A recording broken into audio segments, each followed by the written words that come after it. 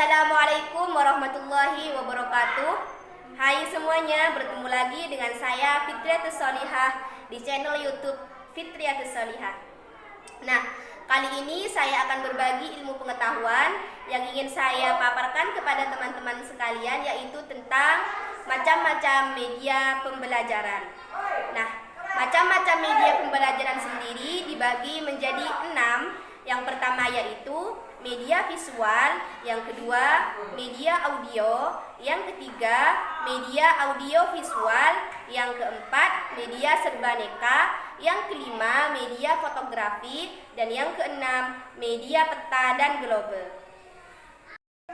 Langsung saja pada penjelasan macam-macam media pembelajaran. Yang pertama yaitu yang dapat kita praktekkan di sekolah adalah yang pertama media audio. Nah, macam-macam media audio pembelajaran berfungsi untuk menyalurkan pesan audio dari sumber pesan ke penerima pesan.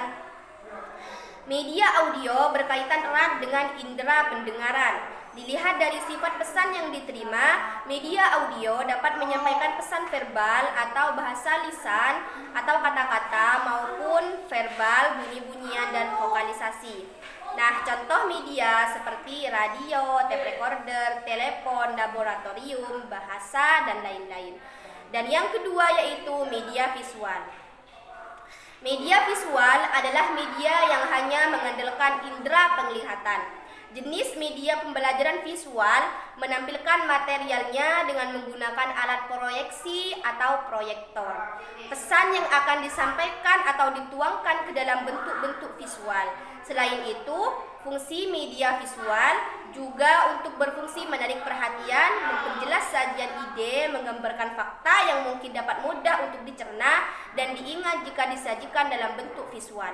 Macam-macam media pembelajaran visual ini dibedakan menjadi dua.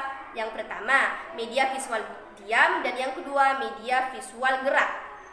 Contoh dari media visual diam berupa foto, ilustrasi, flashcard, gambar pilihan dan potongan gambar, film bingkai, film rangkai, OHP, grafik, bagan, dan lain-lain. Contoh dari media visual gerak berupa gambar-gambar proyeksi bergerak seperti film bisu dan sebagainya. Pembagian media audio yang ketiga yaitu audio visual. Pembelajaran media audio visual merupakan media yang mampu menampilkan suara dan gambar. Ditinjau dari karakteristiknya, media audio visual dibagi menjadi dua. Yang pertama, media audio visual diam dan media audio visual gerak. Media audio visual diam berupa TV diam, film rangkai bersuara, halaman bersuara, dan buku bersuara. Sedangkan media audio visual gerak berupa film TV, TV itu sendiri, film bersuara, gambar bersuara, dan lain-lain.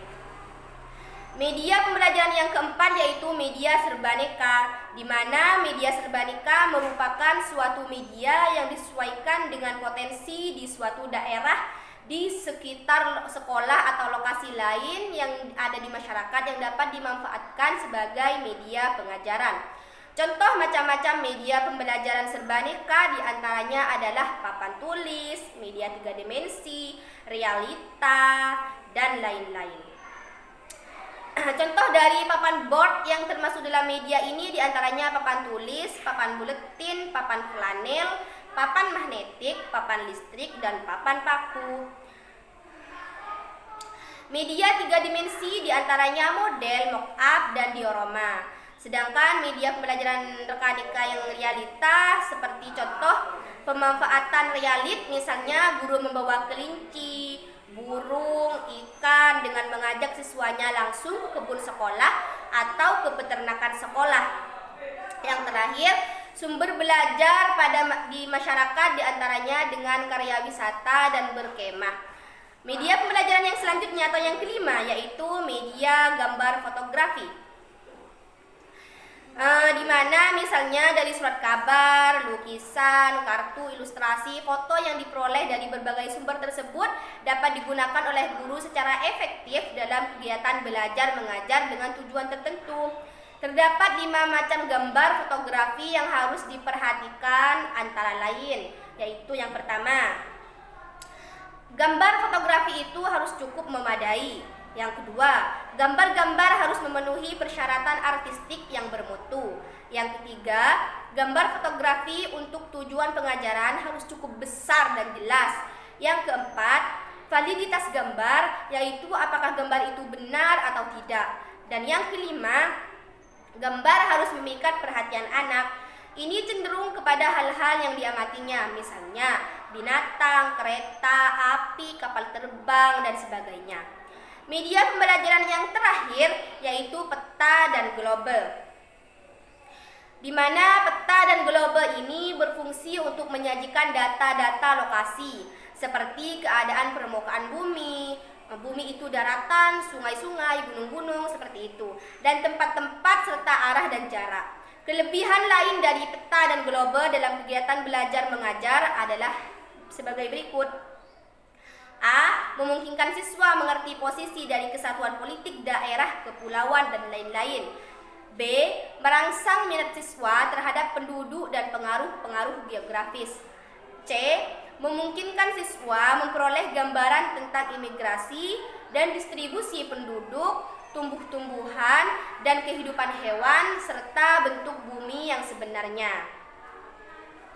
Nah, begitulah teman-teman penjelasan mengenai macam-macam pembelajaran, penggunaan media pembelajaran. Semoga bermanfaat dan sampai jumpa di video saya selanjutnya. Saya pamit undur diri dari saya. Assalamualaikum warahmatullahi wabarakatuh.